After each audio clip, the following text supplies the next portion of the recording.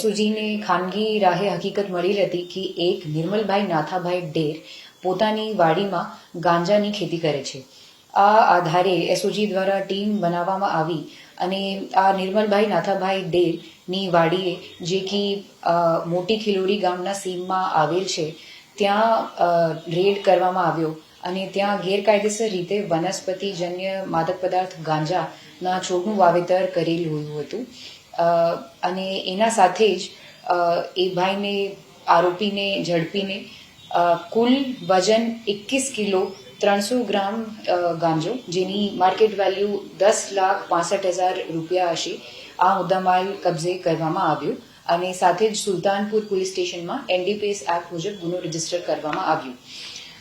એ સાથે અમારી જાહેર જનતાને અપીલ છે કે આપ કોઈ પણ પ્રોહિબિટેડ સબસ્ટન્સની જાણતા અથવા અંજાનમાં ખેતી ના કરશો. પોલીસ તમારા ઉપર ડ્રોનથી અને બીજી રીતથી સતત નજર રાખે છે અને એવું કોઈ સબસ્ટન્સની માહિતી અગર મળશે તો કડક કાર્યવાહી કરવામાં આવે છે.